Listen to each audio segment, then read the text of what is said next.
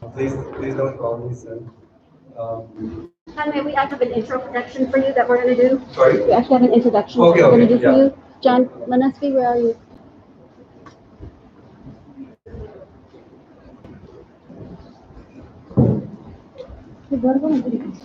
Camera just.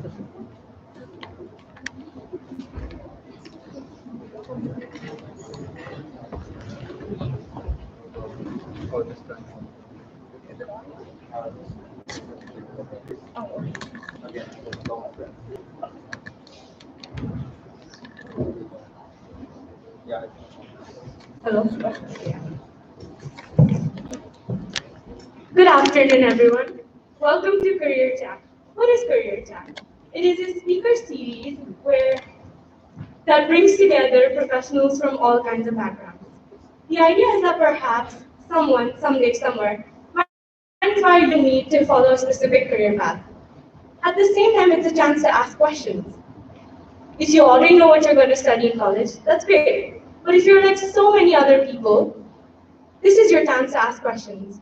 And I mean, really ask questions. No question ever is dumb, so don't hold yourself back from asking questions. We are kicking off the speaker series with Mr. Tanmay Goel. Mr. Goel, like us, was a CBSE student who went on to study at the Hong Kong University of Science and Technology. But after being recruited by Rakuten, he now works at his dream job, a product manager. I'll let Mr. Goel take over from here, but we will do a Q&A after his talk. This is live on YouTube, and if you have any questions, you can ask them through the comment section. Thank you. All right. Thank you so much for that lovely introduction. Firstly, it's really interesting to be back. It feels like I'm going back to my own school because it's so similar and like it reminds me a lot. But it's been a while since I was at school, almost maybe 6 years, 6, 7 years. So I'm kind of old. But that means that throughout those 6 years and as well as the years in school, there were a lot of things that I learned, a lot of things that I wish I did, and a lot of things that I wish I knew specifically. And so when I was asked to give this talk, I tried to really think about what I can do or like what type of things I can say that might really help you guys out. And especially it's the end of the day, so I don't want to really bore you. So I'll try to make it really fun and casual. And at any point of time, if anyone has any questions, I think there's time for questions later, but feel free to stop me in the middle as well. And if you want a break or anything, that's also fine. So I'll try to make it engaging as well. All right. So yeah. So as I mentioned, this is things I wish I knew in school. So if it's relevant to you, definitely like see if you can apply it while you're still in school. If it's not useful, then please just listen from one ear and remove from the other. All right. So before I do begin, I want to 1 second. Oh, yeah. Okay, I want to read the room. So that means that I want to understand what is the background or like the potential background of the people sitting here. So maybe by show of hands, you can tell me if you've already decided what are you planning to study. So is it your career? Is it like CSIT, computer science or information technology? You can raise your hands. And if you don't know, that's also fine. Okay, cool. What about engineering in general? Who here is like hasn't decided, but they sort of know they want to do engineering? Who here knows what engineering itself means? No? Okay, that's great because it gives me the chance to tell you all about it. What about business or economics or commerce, accounting, these kind of subjects? Anyone here? Yeah, don't be afraid to raise your hand. It's fine. All right, I see some. Great. What about anyone interested in arts, humanities, language, psychology, these kind of subjects, history? All right, that's also great to see. And who here doesn't know what they want to study? Okay, so did I miss anything out? Because if you don't fall into any one of these, maybe I missed out on some. No? Okay, never mind. All right. So anyway, as I mentioned, everyone's journey through school is different. So take away whatever is relevant to you, and I'll try to make what I'm saying very general. Great. So I think I've already been introduced, but let me just give another quick introduction of myself as well. So I graduated from high school in 2015, and I did science. So I hear it's called science here, which is physics, chemistry, math with computer science in my 11th and 12th. And I did CBSE and I got 95%. And honestly, it's not that hard. I don't consider myself like a really studious or genius person. So if you just study what you have to study, I think it should be really easy. So don't stress out about that at all. In terms of extracurriculars, what I did in school, and maybe I'll ask here, who here is doing some sort of extracurricular activity in school right now? Yeah. Okay. Yeah. So that's good to see, and I'll explain the importance of it later as well. But yeah. So when I was in school, some of the things that I did was I was in the student council. I also did a lot of MUNs, which were really popular at that time in India, and it was a great way to improve your speaking skills as well as just your understanding of logic and debate. And then I was also in the school band, and that's also something I'll talk about later. But yeah, those were the things I mainly did, amongst other things as well. And then this is something that maybe you guys might also experience, hopefully in 2 years after you graduate, which is university. So I went to Hong Kong University of Science and Technology, and the story of how I got there is also very interesting and very spontaneous. But yeah, so over there, what I did was I studied computer science engineering with entrepreneurship. So it was a combination of technology as well as business. And some of the work experience I had during university was I did a bunch of internships. It was like software engineering or web development, strategy consulting, and as well as for like 1 year, I had my own startup in university as well. It was a really fun experience. Um, and now, as already mentioned, I'm working as a product manager at Rakuten. So who here knows Rakuten, right? Does anyone's parents here work at Rakuten? Yeah. Cool. So yeah, you can tell them that someone came here today. But yeah, so yeah, I work as a product manager at Rakuten, and I joined Rakuten right after I graduated. So I moved to Japan in 2019. Um, and also some other stuff that I'm doing is I'm also working for an organization called MyMizu, which works on trying to reduce plastic in Japan. So that's also a really cool thing that you can ask me about later. And also in my free time, I like to produce music. So if you listen to hip hop, R&B, that kind of stuff, maybe you can relate to me as well. That's just a little bit about me. Um, and as I mentioned, so when I introduce myself, it seems very straightforward, right? I did this, I did this, I did this, and now I'm here. But honestly, that's not how it works, and it's not straightforward at all. Like throughout the past 6 years or so, there's been so many decisions that I made, or so many like I did something, didn't like it, came back, so much exploration. And yeah, and then that's how the trial and error led me to doing something that I really enjoy right now. And that's what I want to tell you about in today's talk. All right. So yeah, so now I'm gonna talk a little bit about, I guess, something that will be directly relevant to you guys, which is what I did during school and how I navigated through the 2-3 years of high school that are a little bit important if you wanna end up in a place where you're happy in your adult life or like for the rest of your life. So why I chose to study science? Now I'm aware that there's people here who are studying commerce as well as other things as well. So let me try to generalize it a bit.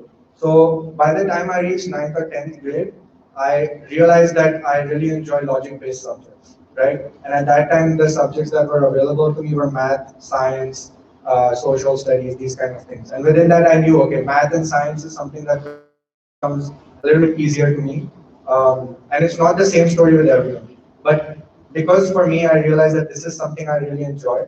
Or maybe not even enjoy, but it's just kind of easier than, say, learning history or something like that. So that really made me feel, okay, like like for the next 3 years, which is 10 or like 11th and 12th grade, let me study something that I can feel more comfortable with. Even though it does get kind of hard, but I was able to learn it with that same level of enthusiasm. Yeah, so then when you're doing science, especially if you're in India, then one of the, or like there's two main career paths that you see, but now it's really changing a lot.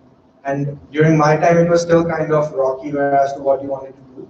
So most of the parents used to say, okay, become an engineer, and then by that time you can figure out what you want to do. So at least in university, you're studying like a degree that's useful. That's not so extremely true, which I came to realize later. But at that time, engineering was something that I felt that, okay, this is, but I didn't know much, honestly. And if you were going to do engineering, that meant, okay, start preparing for IIT, right? So I started doing that. And IIT, if maybe you guys know, but it's like the best engineering college in India. And to get into it, you need to give an exam, which is, I would say it was really hard for me. And yeah, and then based on the ranking you get, you can decide which IIT you want to go to and what you should study, right? Okay. But alongside this journey of understanding what I wanted to study, one thing I really enjoyed in school, which I would really like to emphasize, is doing extracurricular activities. And what it really helped me to do is to understand what I really like to do aside from studying as well. And I think that's really important because it builds out the rest of your personality, right? So you don't want to be just like when you go into college, you don't want to just have the experience of studying. There's so much more stuff to do. Even while you're in school, there's so much more stuff to do that you really need to balance it out. And it teaches you a lot of things that you cannot learn in textbooks. It teaches you things that you can do, like you learn through like mistakes or different goals that you set for yourself and these kind of things. And yeah, so leadership and personality development in school was something that came to me through extracurriculars. And one of the another things that I would like to mention is soft skills. So soft skills are basically, so you can say like skills in general can be divided into two types. One is hard skills and one is soft skills. So hard skills are something like in terms of you can code or you can use this software or like it's something tangible, right? Like you can do something out of it. Soft skills is more like communication, public speaking, like critical thinking, like things you cannot measure, but things that are equally important because they help you gain those hard skills. So just like a small story, if I had to give this speech in school, I would be so scared, so nervous. I would be reading out of paper, and that is true. Like when I had to give speeches in school, I was always stuttering. I was always kind of introverted in that way. But now I'm literally speaking off the top of my mind with the level of confidence I like, and that's simply because I was able to participate in activities that improve my public speaking skills or my skills of communication and these kind of things. And this really, really helps when you're in college, especially if you want to make friends or if you want to do some college leadership activities, and more importantly, when you're giving interviews for work and those kind of things. So yeah, soft skills really important, and you can ask me more about that later as well. And then so I knew okay I want to do engineering, but then within engineering there's so many different types, right? And similarly, you can relate it to if you know you want to do something related to commerce field or like business studies. There's so many types of things you can study. So in engineering, it can be computer science, mechanical, chemical, industrial, like the list goes on. And in business side, it can be marketing, accounting, economics, and others that I can't remember right now. But yeah, there's a lot in every field, right? So how do you figure out within that field what you want to do? Luckily or unluckily for me, I realized that already when I was in my 12th or 11th grade, simply because of the way the world was shaping out, right? So my father, he is an entrepreneur in India, and he after 20 years of working in a corporate company, he decided to leave his job and start improving healthcare in the rural areas of India.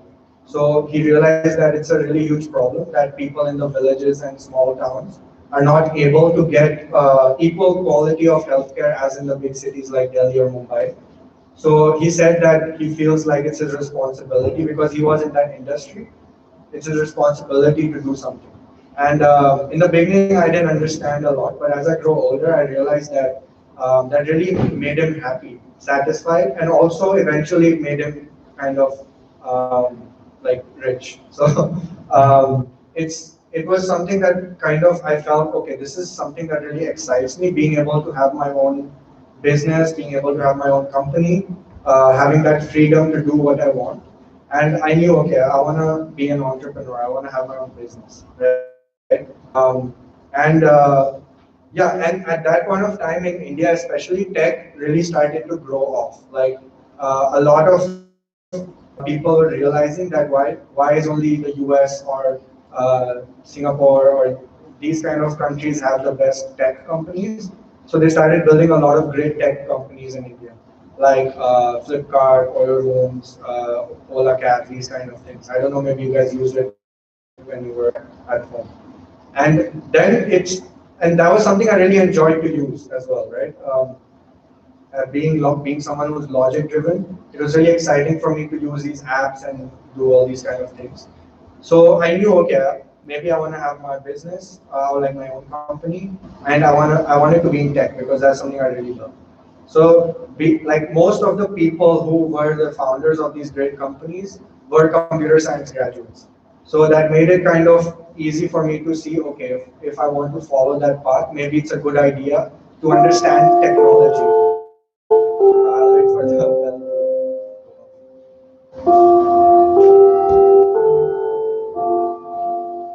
All right. Okay.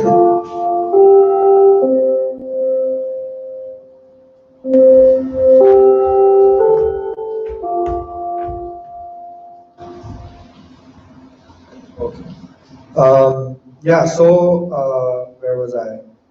Yeah, so when I realized that most of the people who have these kind of companies are studying computer science, that means maybe that help them understand the technology they're planning to build later.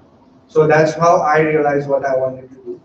But so the takeaway from this kind of story is that try to figure out really what would make you happy or what would you be passionate about. Maybe you have some role models or people who you feel like it could even be something like being a famous youth.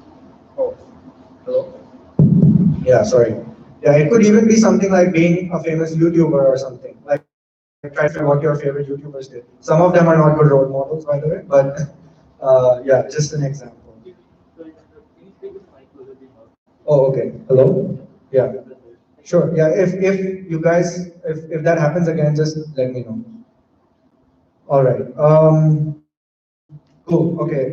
So yeah. So that's how I realized what I wanted to study.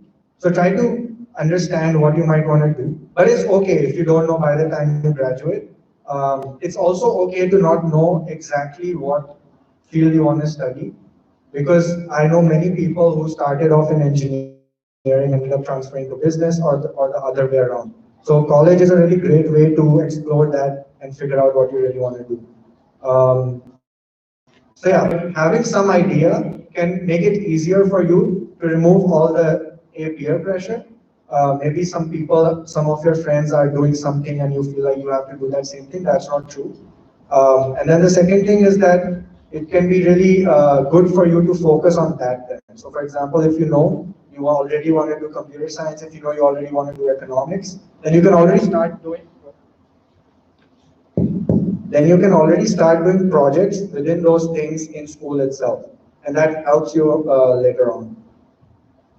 And finally, like so, as I mentioned before, I was applying abroad to, I was applying to study for IIT. So how did I end up in Hong Kong? So that's also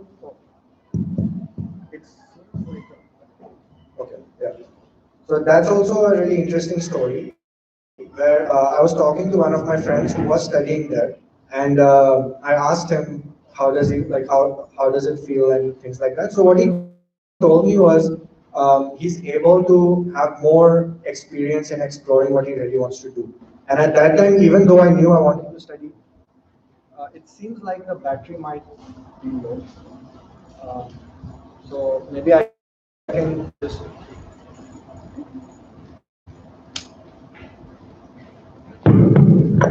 thank you. Yeah. Okay. Um, Yeah, so as I was saying, he said that he really liked the way he could actually explore what he really wanted to do because he hadn't decided that. And that really resonated with me because in India, what happens is you get your major based on your rank in the exam. And if like I did not want that to be the deciding factor for what I'm going to study for 4 years of my life and what might define my career. So that was one of the main reasons. And the other one was that I really wanted to see what it might be like to have a global exposure. And I think you guys are really lucky that you already have that both those opportunities. Because if you are applying in Japan, I've heard that Japan itself allows you to maybe explore different majors before you fix on one. And if you go to international universities here, you'll meet a lot of other students from different countries and find many other opportunities. So maybe this doesn't directly apply to you, but I think it's really great opportunity for you guys already. So yeah, so for me, I applied to Hong Kong in the last moment, and I actually got the result of me being accepted during my board exams. So one more important thing I'd like to mention here is that I got into Hong Kong University. At that time, it was ranked seventh for computer science in the world. So that was quite a big deal back then. And I got into it like on the minimum basis of my extracurricular as well as my essay. Like the only thing they asked me was my 10th grade mark sheet as well as a predicted report card. So that meant I hadn't even given my exams, but based on what they could sense about me from my extracurriculars as well as my past achievements, they decided to give me an admission directly. So I think that's also really important, and that's why I would like to mention why extracurricular are important because they can really help you boost up your college application and show a side of you that you cannot show through your report card. So yeah, so I got it, and then after I explored a little bit, I already knew, okay, this is something I want to do. So then I actually didn't even end up giving the exam of IIT, which I was preparing for 3 years already, because I felt like I had a better opportunity in HPUSD. So yeah, that's why I applied abroad, and that's the reason I'm here actually, because if I hadn't applied abroad, it would be really hard for me to get an opportunity to work in a different country as well. So yeah, so now, as I already spoke about it, but let me go more into detail about some tips to select your major, right? Because this is something either in your last year of high school or in the first year of university you will trying to figure out. So my tips for that is find something that you don't mind studying deeply for 4 years. That means that if you simply, like for example, for me, I knew that when I was in school, physics was something I did not enjoy so much, right? It was really hard for me, and it was something that I felt like I was really struggling with. So then I knew that, okay, any engineering fields which have physics as a main part of them, it's kind of maybe not my thing. So things like mechanical engineering or aerospace engineering or these kind of things, these were something I deliberately chose not to explore in because I knew already that it's possible I will not like them. Similarly, for you, try to eliminate as well along with select. Try to figure out what you may definitely not want to do. It makes it much easier. And why I say you don't mind studying, or like it's different from you want to study, because there's possibility while you're in college you might end up exploring different things, and you might find something that is also interesting and you want to pursue along with your major. So that's also one thing. So yeah, as I mentioned, find your purpose and work backwards from there. Sorry, I also would like to talk about this Venn diagram that I put up. It's something that I really like to show people when they say I don't know what to do. Um, so it's called a purpose diagram, and it tries to show you four important things that you should think about when you're trying to find your purpose. So one is what you love, right? What you love to do. The second is what the world needs. The third is what your strengths are. And fourth is what you can get paid for. So these are four important things. They're kind of different from each other, but they also have a lot of overlap. And when you're able to find something that maybe solves all four of these questions, then that's your purpose, basically. So yeah, for me, if I try to put myself into this, what I really loved was technology, right? What the world needed was someone to solve problems or like someone to help out. Like for me, it was specifically someone to solve problems in developing countries. What my strengths are is logic or interest in engineering, these kind of things.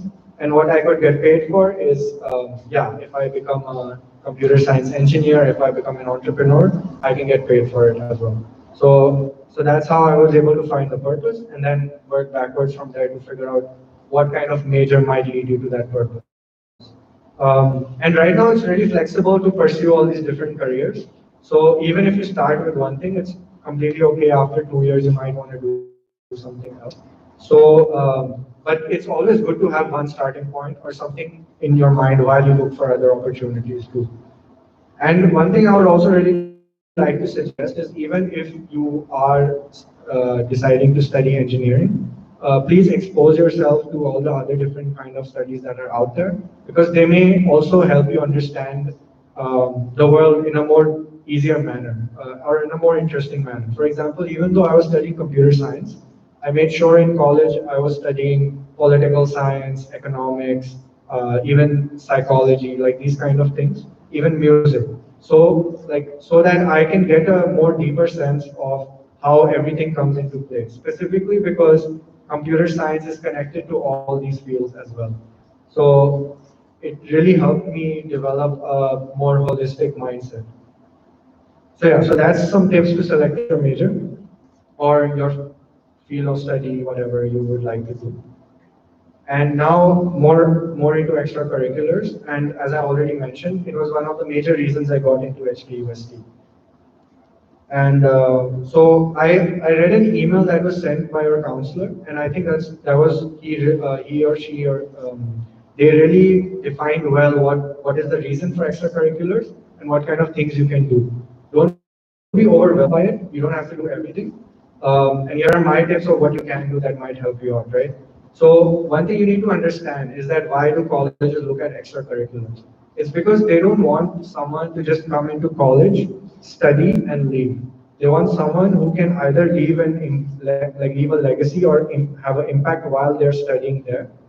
And also, once they do graduate, they go on to do some great stuff that the college can obviously say that, okay, this person studied from our university. Same as in school, like the school, along with the people who are who get the best grades, they also love to promote the people who went on to do great things like start their own business or they became famous in some field that they're good at, or they did something great for the world.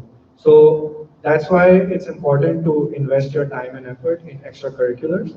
And the best things to choose are where you can show your own passion and leadership through them. So you don't need to do everything, as I mentioned, but do the things where you love to do it the most, because that's where you will really succeed and do well. So for example, if you're really interested and love doing sports, so that's something you should really pursue. And then within that, you can try to have some leadership experience, like being a captain of the team, or like within school, you can try to have change in the way people perceive sports, have some trainings, these kind of things.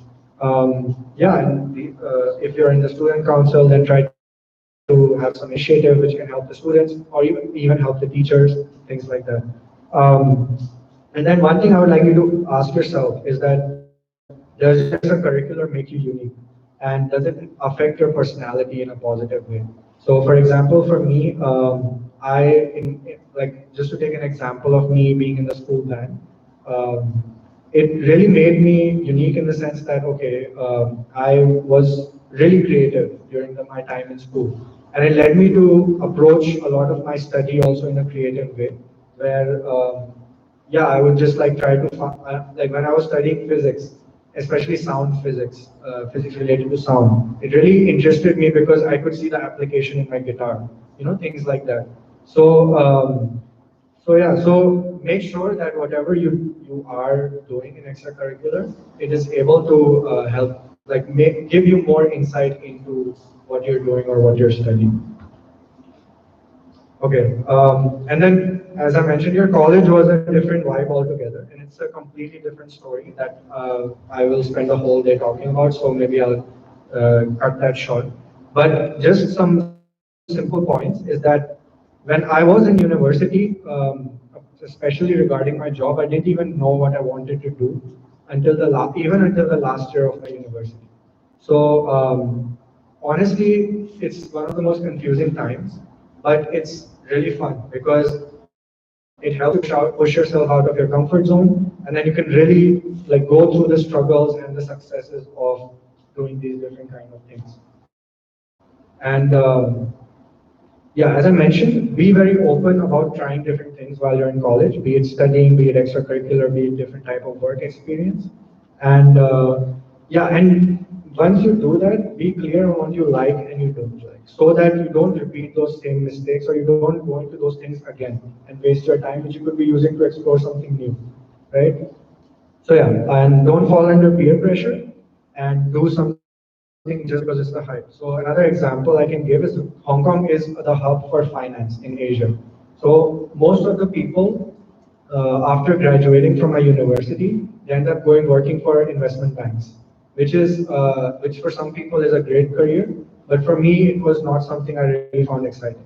And then because of that, it didn't leave me much opportunity to find something interesting in Hong Kong itself.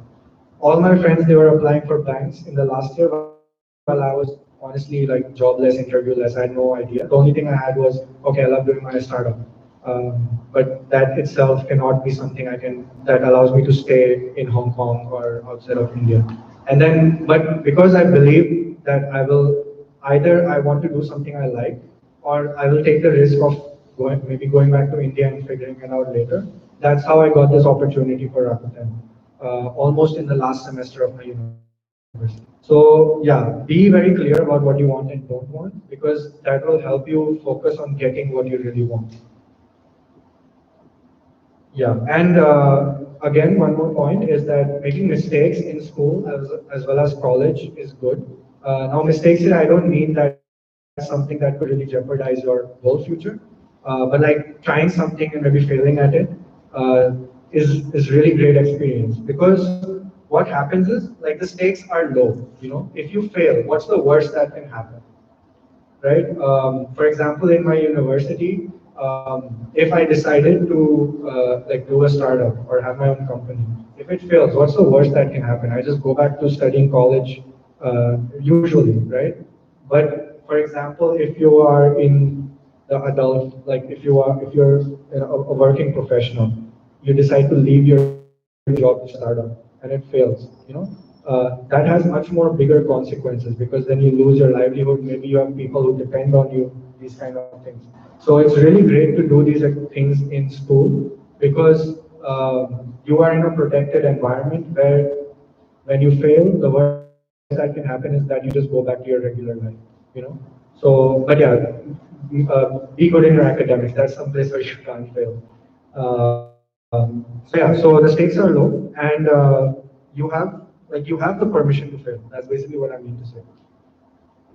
And okay, so now I've spoken a lot about my journey in school and also a little bit about university.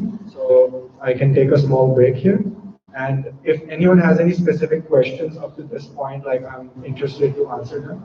Because the next, yeah, I will just give me second. Because the next will be more focused on like as the person who introduced me mentioned about like tech jobs as well as what I do, product management. So about school, college, uh, my experience, please feel free to ask me any questions. So I saw a hand from there.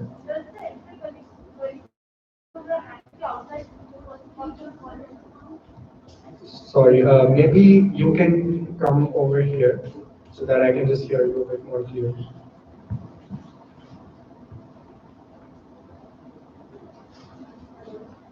I think that mic doesn't have battery. So I think you can either just shout it or you can just come here so I can hear you a bit more clearly. I was asking this extracurricular activities with the outside school also count for the college jobs? I mean, for Okay, I college. got it, I got it. So her question was that do extracurricular activities done outside school also count for college applications? My answer is definitely 150% yes. But I would like to tell you two things. So one is that don't let it, how should I say, go against what you're doing in school. So for example, if it starts to affect your studies in a way, that might be harmful and the school might not be happy about it, right? And the second is that whatever you are doing outside of school, make sure that it has the same amount of impact that you can bring maybe if you did something through school as well. But like just for example, what I can say is that if you start any community, right? If you start doing any community service or doing volunteering, you can do that on your own. If you go on some type of study abroad trip, maybe that's not happening right now, but like that's also something you can do on your own. You can find internships in different companies through your own contacts, maybe even through your parents or your parents' friends networks. And like honestly, for example, I did not learn my guitar at school. I learned it at home, or I learned it in my like classes which I used to go, or when I was doing MU, and sometimes I went on my own without the school sponsoring me.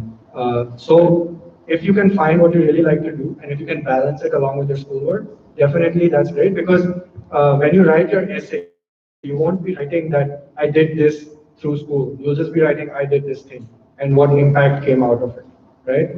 So yeah, definitely explore these options and try to see what you are willing to spend your time in and what can give you that positive development that I mentioned before. Does that answer your question? Okay. Any other questions? Okay, so if you guys have any questions that you feel you don't want to ask in front of everyone, so I will give my contact information later as well. You can just ask me personally, and I will try my best to answer. But yeah, just a show of hands. What I just said till now, did you find that relevant to your situation? Like if yes, then please show show me your hands. Okay, who here thinks that what I'm saying does not apply to them? Maybe that's a wrong question to ask. I don't think anyone will raise their hands for that. But okay, if in any point of time you feel it does not apply to you, just feel free to sleep or something. That's completely fine. Okay. So now the next part of this talk is specifically about tech, working in tech, and what kind of benefits can you have by doing that, right? So let's talk technology, tech companies, and why I spend more than 8 hours a day in this field, and I still love doing it every day. That's very important. Think about once you graduate from university, if you end up doing a job or you do something for your livelihood, you will be spending minimum 8 hours a day on that thing every day, Monday to Friday. Do you really want to do something that makes you feel unhappy or stressed out or tired all the time and you're not enjoying what you're doing, right? I personally didn't want to feel that way. So I was really lucky to be able to find a place where I don't feel that way, right? So a quick quiz for people, just maybe in case someone actually slept, we can wake people up. Do you know what these job roles do? So what do you know what is the role of a software engineer? Yes. Software engineer helps in creating some apps that others which are useful for other people, like for longer performance. Yeah, that's correct. So software engineers are people who who write code or who make sure that whatever needs to be built, your websites, your apps, everything, like these are the people who actually make them. Okay. And maybe some of your parents who work in IT industry are software engineers or in some related field. Do you know what is a UI UX designer? Any hands? Sure. Yeah. Please don't be afraid to raise your hand. As there's no wrong answers, there's no wrong question. So did you raise your hand? Somebody designs the operating system Sorry, I can't hear you. somebody designs the operating system of the device. Okay, so not entirely correct. So a UX UI designer is basically when so I'm sure people here use computers and smartphones, right? So when you look at the smartphone, when you're looking at this screen, or like when you use an app like say Instagram or Facebook or some social media, how it looks and how it allows you to do different things. This is what a UI UX designer does. So like they actually design what you're going to see, right? So that is what a UX UI designer does. UI specifically is the actual designing of what you see. UX is trying to figure out, okay, if we want some to help someone click a photograph, what steps do we need to take that person through so that they can actually click that photograph or they can post that photograph. Like you have buttons and then you have options and these kind of things. Do you know what is a testing engineer? No, right? Okay. So testing engineer is someone once the soft. So how it happens is the UX UI designer usually makes how it looks first. Then the software engineer will build it. The testing engineer's job is to break it, to try to see that what areas is this code or this software not working properly, so that it can be fixed. So it's kind of like yeah, like hacking into the system to try to see find the missing areas and then fixing them so that the actual users do not have any trouble. Do you know what is a project manager? Yes. Project manager is the person who really what others feel like managing all the other three components of the project. Yeah, so sort of like that. So project manager is in charge of making sure that if we have to release this app, this feature by next month, then we have to do it. We have to make sure that we are on the schedule. We have to make sure we only spend the amount of budget we have and do these things. So I'm sure there's even someone who's taking the role of project manager within the school itself. So it's a very common role in all types of industries, but even in technology, there are project managers. App developer, as your friend already mentioned, is similar to software engineer, but they specifically focus on developing applications for your smartphone. Do you know what is a marketing manager? Okay. Marketing manager Oh, maybe I can allow someone else to speak. I just saw another hand. Yeah. A person who tries to advertise the products or service. Yeah, that's correct. So once the product is built, tested, ready, how do you get to know about it, right? So a marketing manager is the one who figures out, okay, what's the best way we can advertise this thing to the people who are going to use it. And another really great field right now is data scientist. Does anyone know what these people do? No? Okay. So a data scientist is someone who takes a large, uncountable amount of data and then tries to make sense out of it. So every time you're using an app, you're using a service, you're doing something, the app collects data. Like it can be something like where you click. It's kind of scary, by the way, but that's how tech works. It'll see where you click, what you did, all these kind of things. But it maybe doesn't know exactly it's you who's doing it, but it'll see, okay, these people are doing it, these people are doing it differently. And then tries to figure out, okay, through these data, what can we know about what's good about the app, what's bad, what can be improved. And yeah, this is a really interesting field. And people who are data scientists also earn a lot of money while doing it. It's a really niche field. So definitely, if it's something that you find interesting, you should check it out. And finally, product manager. So I'm a product manager, and I want to know if someone here knows what a product manager is. No? Okay, that's great because the next slide is explaining what the product manager does. But before that, do you know these people? Right? Maybe you guys can say who's the first person on the screen, right? It's Steve Jobs, who was the person who started Apple, and I'm sure everyone here knows Apple. We are using Apple products everywhere. Who's the second person over there? Yeah. Sundar Pichai, manager of Google. Yeah, so this is Sundar Pichai. He is the CEO of Google as well as Alphabet, which is like Google's parent organization. So he's a really powerful and big man in technology. Who's the third person? Does anyone know? Maybe most of you may not know, but this is Susan. Her last name is hard to pronounce, so I'll just skip that.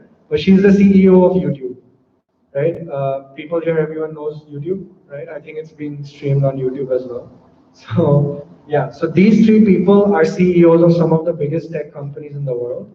This is what they have in common.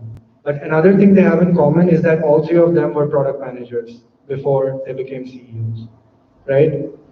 That's like something I would like to just give you an interesting fact because that's so it's a position that maybe you don't know about right now, but it's one of the best positions to end up in a place like this.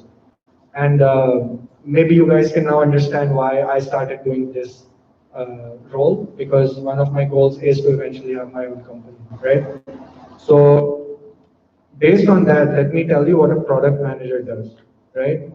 So a product manager, this is like the kind of technical definition.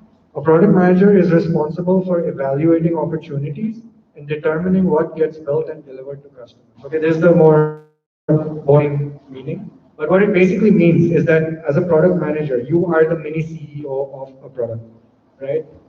So what that means is that you are responsible for figuring out what needs to be built, how it needs to be built. Like you are also responsible to help out people who are building it, and then also responsible to end up promoting it wherever, and then finding what you can do next. So as a product manager, you're basically doing everyone's job a little bit and kind of responsible for helping out everyone in the process. And as you can see this when, maybe some of you in the back cannot see, it's UX, tech, and business. It's the center point of all these three aspects. And this is kind of, as I mentioned, what they do. So you find a problem to solve, right? It's kind of like you try to look around. What kind of things, what kind of problems are people facing? If you work, for example, I work at Rakuten. I work in Rakuten Travel specifically. So Rakuten Travel is like it helps you book hotels and things like that on the internet. So we will find out, okay, when people are booking hotels, what kind of things are they looking for? What kind of things do they not find on Rakuten Travel specifically? Because in the end, our goal is to maybe get more users, get more people to make bookings, all these kind of things. So we do a lot of user research. We talk to the people who are using the product, we do surveys, and we basically try to read and understand as much as possible about what we need to do. Then, this is my favorite part, we dream up the solutions. So at this stage, once we know what problem we are trying to solve, we try to think of as many ways possible to solve it. We don't care about whether it's possible or not. We just care about what is the best way to do it, right? Because that's our job. We are like the dreamers. We try to figure out the solutions to the problems. Then, once we have out of those solutions, we figure out, okay, this is the best one to do. Then we work with the designers and the engineers to actually get it built. So we'll tell them, this is what needs to be done, etc., etc. It can even go into technical details. And then once that happens, we help them to build all these things. And then finally, once it's built, it's released, we get the feedback and we do this all over again. So this is basically, I mean, this is a very broad way of explaining, but this is what I do on a daily basis. And just to give you an example of the work of product managers, do you know the like button on Facebook or Instagram? Right? That was dreamed up by a product manager from Facebook. He said we need to, earlier, I don't know if you guys used Facebook back then, but earlier Facebook was only one way. Like you could post something and others could see it. Then maybe someone in Facebook thought about it could be a great way if people can react to it in some way. And it could be great if the person posting can know what people think about it. That's how likes and comments were formed, created in the world. And then that's how it is now found its way into every single platform ever. Google Docs or Microsoft Word. You guys use it, right? It was also created by a product manager. It was dreamed up. People said, okay, we are sick and tired of writing emails writing on paper, writing on a typewriter, faxing it. This is very old time, and we want to use it on the computer. So then the product manager decided, okay, this is the way to do it. Then after Microsoft Word, there was the next problem. It's like, okay, we are three people working on the same document. How do we collaborate, right? I don't want to write something, save it, send it to the next person, they do it. What if three people are working on it together? That's when someone in Google decided, okay, why don't we allow all of them to work on it together? And then they went on to build it, right? Another fun thing, Zoom virtual backgrounds, right? Even this kind of feature was thought of by a product manager. You may think it's just something fun, but there's probably a big purpose behind someone actually putting in time into making this feature. And maybe one example I can give is that people don't want to show what's happening in the background, right? Maybe you are in a different location, maybe you don't want to show your house, what's in the background, so you can use it. You can just keep it simple. People focus on you rather than what's behind you. And I believe in my company, everyone uses a virtual background basically. So it's being used at a huge pace. Let's get a little bigger. Tesla. You guys know Tesla, the car, right? I would say the most popular, most used electric car. Elon Musk. I wouldn't say he's a product manager, but as a CEO, he's also the one who dreams of solutions. And he said, why are we still using fuel for cars when we can use electricity? And then he dreamed up the electric car. Then he told his product managers to make it. Uh, let's go even like more bigger. You guys probably use TikToks or Reels on maybe I guess that's really popular. That was also decided, or like Snapchat stories, all these social media ways to share your life or your things. These were also decided by product managers, and they decided, okay, how can we make other people feel part of other people's lives, right? And then they thought of multiple ideas and they came out with this one. The iPhone itself, Steve Jobs, one of his biggest achievements was creating a smartphone that can be used by everyone. Before that, smartphones were really bad. Like they were not being able to use properly. They had so many buttons. The screen wasn't great, and it was just not a good experience. Steve Jobs removed everything, and he said, "This is what needs to be done." And he helped his team build it, but he himself checked every single thing when the iPhone was being built. So he's like the core typical product manager. E-commerce, okay, basically, yeah, e-commerce services, things like Amazon, if you're ordering something online, if you're paying something online, everything thought out by a product manager. So basically, what I'm trying to say is, oops, sorry, one second.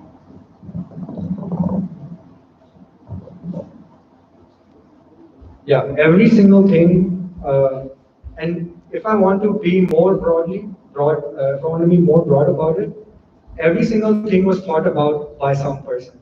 This chair, the way it's supposed to be built, the way it's supposed to be designed, or this mic, this projector, everything. The product is not just technical, it's something that you use, or something that solves a problem. And it was maybe not by specifically a product manager, but by someone who's dreaming of these solutions. And in today's world, that person is called a product manager. So yeah, basically every single thing in the world is defined by product. And a product manager has the power to actually change the world. It might sound kind of cringy, or it might sound kind of, just like, how can you say that? But it's true. You can see it because you have the power to influence people in a positive way. Some even do it in a negative way, which is something I really don't like, especially in terms of social media, but that's a different conversation. You can influence people to do things which might help you, help the world or help them. And that's a great power to have. It's equal power to someone as like a president or a prime minister. That's why maybe PM is uh, that's named that way. And most importantly, you can solve real world problems every single day. You can feel satisfied about making some kind of change and doing some great stuff. And that's why I personally really love doing this. It's something I only found out about in my last semester of college. And that's why I really want to make sure that you guys know about the existence of this job, even when you're in school, because maybe it's something you would like to do when you grow up later. And one very cool thing about being a product manager is that you don't need to know computer science specifically. You don't even need to know how to code. Even though it's in the tech world, product managers come from all sorts of backgrounds. Like in my team itself, I have someone who studied psychology, I have someone who studied business, someone who studied media as well. So these are people who have two main things. One is they understand logic and they empathize with the users. They want to find these problems and they have the logic to solve these problems.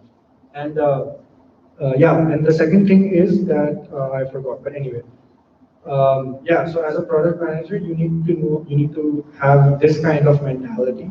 So then it doesn't matter whether you know code or not, because it's not your job. Your job is not to code it. Your job is not to design it. Your job is to think what can be done. If product managers didn't think about these solutions, maybe a much lower level solution would have been built, right? They push the people who actually make it to do these great things. Yeah. Okay, and one interesting thing is that Japan is catching up quick in terms of tech. Product management or technology in general is getting really, really hot. And many companies here, some of the great companies are hiring people from all over the world to come work here in tech in Japan. And by the time you graduate, there will be even so much more. So it's a really exciting time. And technology in Japan specifically is getting really exciting as well. I would say a few years ago, maybe not so much. Maybe even now, there's still a lot of scope for improvement. But some companies like Rakuten, Line, Mercari, PayPay, these are Japan-based companies who have done really well, which also solve real-world problems. Along with the Google, Facebook, Amazon, they are also have a big presence in Japan itself. So that's really great. And some more tips I would like to add is that if you are bilingual, especially Japanese and English, that's a huge, huge bonus because that gives you opportunities above people who just can speak Japanese or people who just can speak English. And that may lead you into getting even much higher in the field. Or eventually, if you want to start your own business, you can deal with more types of clients, users, people, stakeholders. And yeah, and then simultaneously, you can meet a lot of international people.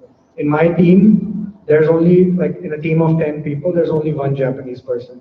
We are working in Tokyo, but we are from all around the world. And that just gives us so much more, it makes it so much more fun to work because there's so much diversity and culture in the team. The salary and the perk is really great as well. Like personally,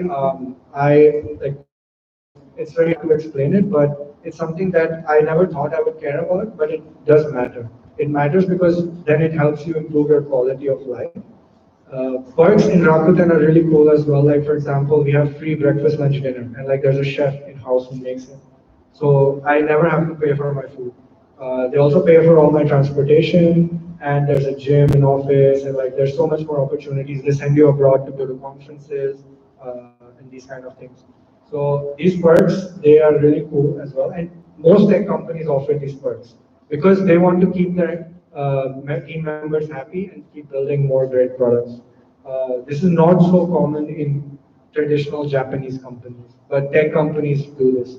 So that's another great reason to be in them. Uh, yeah, and then finally, the work culture itself is really, I would say, really nice. Like you can actually have a life outside of work as well. I've heard that traditional Japanese companies, there's a lot of stress, a lot of overworking, a lot of overtime. Not in tech. In tech, it's more about output. If you can finish something in 1 hour, then you don't need to work the whole day for it, right? So for in my case right now, I'm actually supposed to be working. I'm still on the job, but because I was able to finish what I was supposed to do, I can now give this talk because I don't need to worry about anything else, right? Um, so yeah, so that's some good reasons why working in tech in Japan is good. And interestingly, you don't even need to be engineer to work in tech in Japan. There's all sort of departments, business department, finance, marketing, media, like all these different kind of things. So you, even if you are not specifically an engineer, you can still go and work in tech companies and get all these benefits and this experience. And if you are interested to ask more questions, then definitely feel free to ask and reach out to me as well. Yeah. Yeah, and yeah, I will just, it's almost the end of my presentation, so I will just leave you guys with this last thing. There's a lot of things that you can do in life, and there's a lot of things that you might want to do. So my tip for doing those is just taking that first step. If you want to have an internship, take that first step to ask someone to give you one, right? And then let everything else happen on its own. If you want to, I don't know, like, yeah, basically it can apply to anything. Just you have to take the first step from your end to start that chain of events that comes back to you, and then you can do all these things. And yeah, that's all from me. If you want more advice, more information, or you just want to chat or like just have some chill conversation, reach out to me. All my information, all my social media or email, etc., is on my website. It's called tanmaygoel.com. Maybe you can ask your teacher if you. But it's really simple to remember, so maybe you can write it down if you guys want to talk.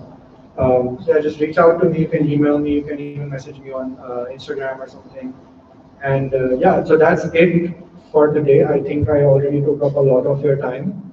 So I hope that you guys were able to get at least something out of it, if not everything. And basically, just to end the speech, this is just stuff I wish I knew. I wish someone told me. Because instead of finding out about this job in my last semester, if I knew it right now and if it resonated with me, I would have started working towards it already. And maybe, my efforts would have taken me to Silicon Valley, or maybe I would have started my own company much earlier, these kinds of things. So definitely think about what you really want to do and work backwards so that you can know what you really need to do today to just do. Yeah. And yeah, that's it from me. Thank you so much for the opportunity and for inviting me. I'm now really tired because I spoke a lot. But yeah, questions. So we want to open it up to questions. If anybody has questions, please come up to the microphone, identify yourself, and ask your question. Can someone read the questions? We also have questions from our YouTube audience.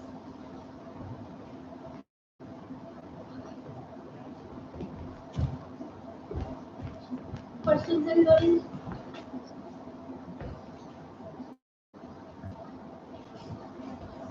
Can you come up? Maybe you want to ask a question, please? I remember when I was in school, it was similar. Like people do have some things in mind, but they're either kind of, it's fine. It's completely fine. No worries. Yeah, please. This is not working, so you can use this. That should be on. Oh.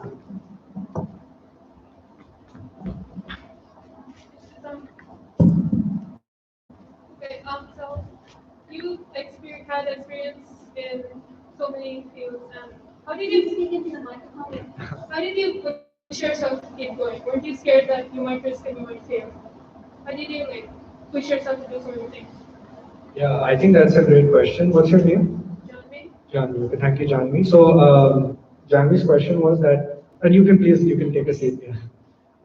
Her question was that I did so many things, I explored so much. What helped me push myself to do all these things, and wasn't I scared that I would fail? Yes, I was definitely scared I would fail. I failed also many times in education as well as in my activities, these kind of things. But as I mentioned, I realized that the consequences of failing are not so bad. And as I started realizing that, I got more confident into just doing whatever I wanted if I felt it was important to me. And that's, I feel like if I had that type of mentality from school, it would have even led me to do even more crazy things or like more experiences. So yeah, so I guess to push yourself, like it's only you are the one who is stopping yourself. You are preventing yourself from doing it. So just if you do have that type of like if you are anxious or scared about it, make smaller steps. Take smaller steps. You don't have to go from 0 to 1 directly. You can go from 0 to 1, 0.2. Like and that's why I mentioned. I never. It's not like, for example, when I started my own company in university, it's not like I just woke up one day and started it. It took almost 4 or 5 months to think about what I wanted to do, how things fell into place, like all these kind of things. So Similarly, if you want to do something, it's not like you can just do it in a minute. You have to take the steps towards getting there. So just take that first step and see what happens. And then as you go more into it, you'll feel more confident to move further. So that's my advice. I hope it helps you out. Yeah, don't be afraid. Honestly, like it should be really helpful and knowledgeable experience for you guys. Yeah. All right. Any more questions? Yes. I'm Anisha. So, when you're looking for jobs in Hong Kong, is it necessary to know Mandarin or Cantonese?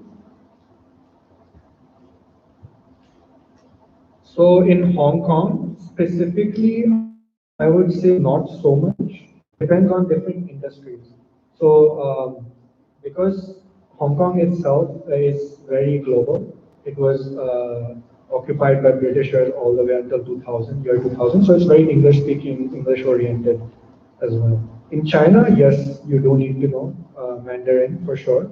And but one caveat here, or like one exception, is that tech companies in most countries will accept English as the main language. And Rakuten is actually one of those companies who did that here, and that's why they were able to bring so many foreigners, maybe even your own parents who work here, to Rakuten, because language was never an issue when we were, you know, and that allows a lot of innovation and creativity. So yeah, but it depends. Like you'll have to see in Hong Kong specifically. If I wanted to work in a bank, I wouldn't have needed it, or even in tech or startups which were over there. Yeah, but if I wanted to work in some kind of industry that needed me to speak to Chinese people, like for example consulting or sales or these kind of things, then obviously I would need to know the language, and that applies here as well in Japan. You mentioned that you got into university based on your 10th grade results. Yeah. Extracurriculars from 10th grade. Can you explain about that a little bit? You mean what the requirements were? Yeah, how did you manage to get in just based on your 10th grade results? Okay, so yeah, so usually most of these universities, so in India, Indian education system, it's all the exams or all the applications for university start after your boards. After your board's results come out, actually. But in most of the international universities, they will start taking applications almost even before your first term examinations have started. So at that point of time, how can they judge you for something you haven't done, right? You haven't given your boards yet, you don't have the marks yet. So how can this, because they need to decide at that beforehand whether they want to take you or not. So how can they decide that? So that's why they take the next best consideration of your academic achievement, which is your 10th grade marks, right? That's official, your 10th boards or whatever. And and then the next thing they will see is, okay, so based on your 10th grades, we understand you are in this level of academic excellence. What else? What else should we take you for? And that's when they decide to understand, that's when they try to understand what kind of activities you did and how they lead into your goal. So like when you're writing your essays for these universities, it will usually have a question like, tell us something about yourself, and then you have to write 2 pages, or like, why do you want to join this university? You know, these kind of questions, very open-ended. But what they're trying to ask is, what is your purpose in life, and how will you achieve that purpose from our university? You know, and then how you should tell them your purpose is based on your previous activities and what you're doing now, and how what you're doing now will help you achieve that purpose in the future. So that's how extracurriculars come into play. So when I talk about, in my college essay, I talked about how I wanted to combine creative and tech and build something that solves real world problems. So my creative aspect came from my music, my tech aspect came from my engineering background, and then I had like leadership experience. I could show that, okay, I could lead a company with my leadership experience, and I was curious and all these kind of things. Like I was able to put everything I did together into one clear kind of message. And I couldn't have just done that by just saying, oh, I got 90% in my 10th grade or like whatever 10 CGPA, so that means I'm good enough to do whatever I want, right? That's one aspect, and it's an important aspect, but again, it's one aspect. There's many other things that you need to consider as well.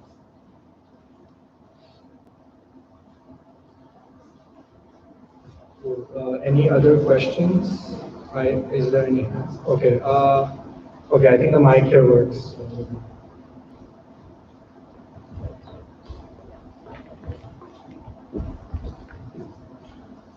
I read an article about you on the internet, and it said that you went through many jobs that you were trying to figure out. Did maybe like finding yourself through those jobs affect other relationships in your life? Like because you were going through so many jobs at like the same time, did that uncertainty sort of show in any relationships in your life? Wow, it's a really good question. Thank you. What's your name? Manasvi. Honestly, okay, yeah. You can take your seat. That's a really interesting question. So her question was that while I was going through so much uncertainty and so much trouble and doing all these random things to figure out what I wanted to do, did that affect my relationships, like my friendships or with my family and these kind of things? So yes, definitely. I remember in my second year, I was really frustrated as a person because all my friends they had these internships lined up or like they were already earning money, they're doing all these things, and especially because I was in computer science, a lot of them were really great coders. I was not. I realized that in my first year itself. Even though I wanted to study computer science, I'm not such a great coder. So then I wasn't able to like secure those type of internships that they were looking for. And then I got so stressed out, and I was just like, I don't know what to do because the thing that I thought it would be so easy, I just become a great computer like programmer, and then go on to build these companies or like work in Google or these kind of things. Obviously, that's not how reality works. And then yeah, I used to fight a lot with my parents, and that like it really showed. Like they could sense. They told me like you've changed. In 2 years since you left for college, you've become a different person. And but I think thankfully they were really supportive. Like they understood what the problem was, and they tried to help me out. So my dad, he told me, okay, if this is not, and I also felt like the pressure. I thought, okay, if I'm studying computer science, I need to do this software engineering job. Otherwise, I'm pretty much useless. So he tried to explain to me that's not true. There's so much other stuff you can do, and he helped me talk to people to understand what other jobs could be like, and that really helped me to like find my next internship, which was in a completely different space. It was in consulting, and and through that, like I was able to understand, okay, these are the aspects of work I like, these are what I don't like, and then eventually I found my way back into tech by realizing that I really love problem solving. It may not be through code, but it still exists, and then that's how I found these positions. So yes, that's going to happen. Maybe it's even happening now. You might have some friction with your family or like people who are telling you to do something. Maybe you don't want to do it. So yeah, just try to have open conversation with them. Or if that doesn't happen, find some other people who you can do that to. So I can be one of those people. Someone in your faculty can be one of those people who kind of can see an unbiased view and give you some good advice. So yeah, but I think definitely if you feel you have some pressure, open up to your parents because in the end, I guess they do want the best for you, maybe in their own way. So it's a two-way thing. Like if you have some trouble with them, you need to tell them so that it can sort itself out, hopefully. Any other questions? Yes. So like your day starts in the morning and then you just wake up. So like, do you every day do like problem solving? Like every day you do the same thing over and over again. Like how does it work your day? That you type something or do you just tell your like employees to do something for you? All right. Yeah, that's also a good question. So, what's your name? Okay, Ujjwal here wants to ask, what's my daily life like as a product manager? Um, yeah, okay. So, interestingly, every day is different. Every day there's new stuff happening that, and then I'm also working on multiple products or projects at the same time. Um, so on how, like, to explain it in a daily basis, it's kind of hard, but I can just tell you on average what my work involves, right? So some of the stuff I do during the whole day of work is like I have meetings with all the people who are involved in creating the products. So for example, I'll have meeting with the engineers. They'll have some questions about what we need to do here. How do you expect this to happen? Then with my own managers, they'll tell me, okay, these are the new things we want to do. So try to come up with some solutions to that. Simultaneously, I'm also trying to work on old things. So like there's something that some type of product that we released already. So how to improve that. So it's like simultaneously you're working on multiple things at the same time. So based on the importance of those things, you can change, you can like do it. But a lot of it involves communication, like you're always talking to people to try to figure out how to best solve these problems. And then you're always talking to the actual people who use your service. How can we help you more? How can we improve it more for you? These kind of things. And yeah, and it's very like, so even though my work hours technically are 9 a.m. to 5 p.m., but usually I only have 3 to 4 hours of work a day. The rest of it is just kind of like, when I was in the office, there was not much I could do. So I would just like maybe go for a coffee with my friends or just, do something or have some meetings.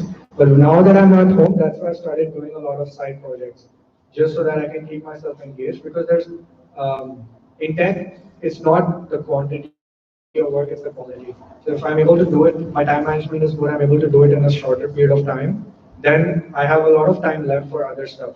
That's when I like maybe do like stuff for my Mizo or I'm working on my own side project, trying to learn something new. A lot of learning and reading happens. So every day actually one thing I do regularly is for 1 hour I'll just read tech news or like news of the world. Go on Twitter to see what are the big people saying, these kind of things, just to see, okay, what's the next big thing? How can we leverage these new technologies, these kind of things? This helps me come up with solutions to the problems later. That's like the one common thing, but other than that, it's kind of changes every day, and that's what keeps it exciting. There's no schedule for me. Ev- Sometimes there's like urgent problems that happen. Sometimes it's something that creeps up from 2 years before, so you have to fix that. Like these kind of things keep happening. So it's always exciting. It's hard to say like, okay, 9 a.m. to 10 a.m. I do this, etc., etc. So if that's the kind of thing that seems exciting to you, it might be a good thing. But maybe for some people, you really like routine. So you want everything to be in place.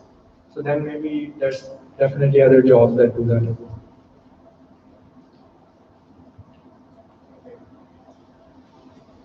If, are there any more questions?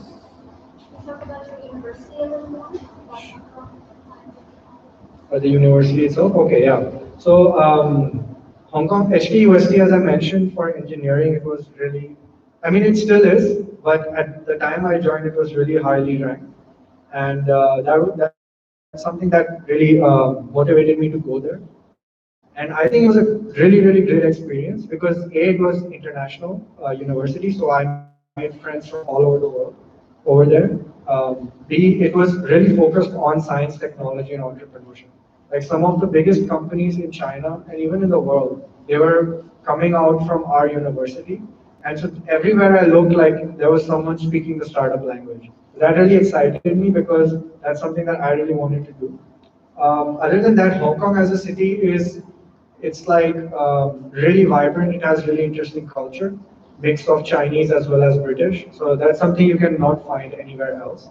And yeah, it gave you a really great opportunity to be in a space where you can have the benefits of China. China itself has some of the most amazing technology available, but it doesn't share it with the world. So like I was able to access that kind of resources and then be able to like still be in an environment that allowed global thinking. In terms of coursework itself, really great courses. You had the freedom to choose what you wanted to study, and I think that was something that's really important to me. And I kept exploring all throughout my 4 years. And most importantly, that university it gave me the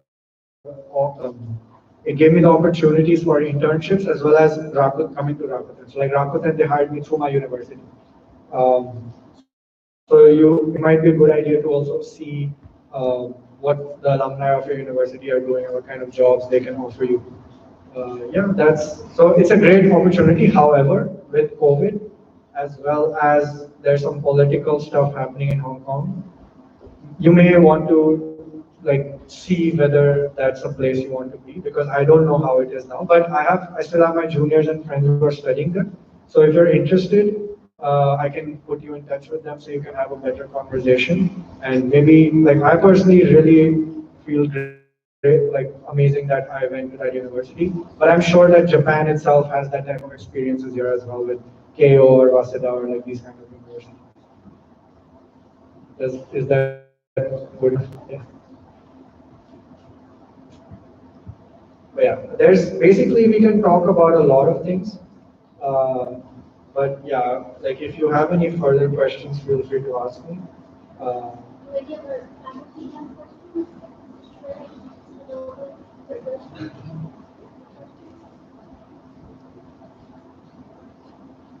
okay, in that case, I can see everyone's kind of restless to leave. So thank you so much for paying attention as much as you could. And yeah, I live here, so I'm always available. Feel free to reach out to me. And even for other questions, if I can't answer them, I can maybe connect you to the people who can. So yeah, I'm all like just have a great rest of your school experience.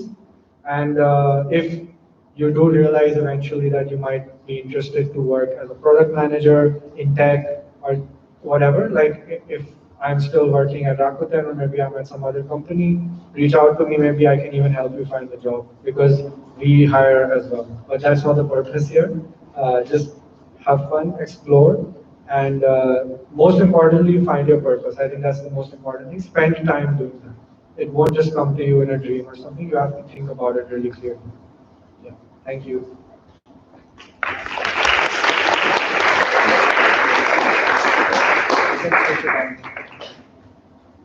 Thank you, Mr. Goel, for your handling the presentation was wonderful.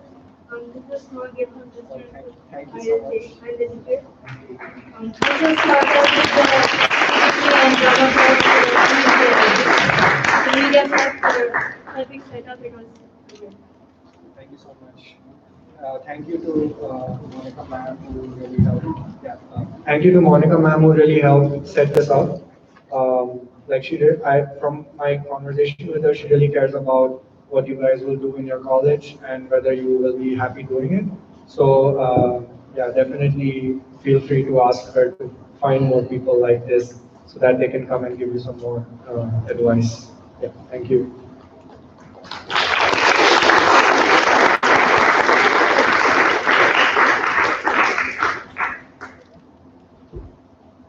Thank you, everybody. Can you make sure you put your chairs back?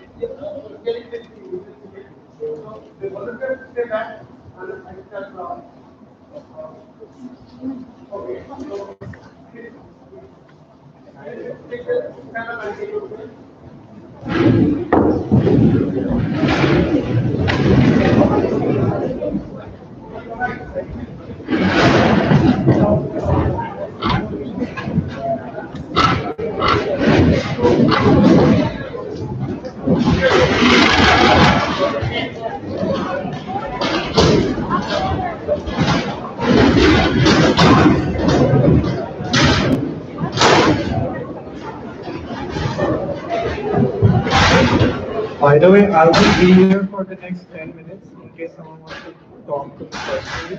Otherwise, have a great rest of your day. I'm off in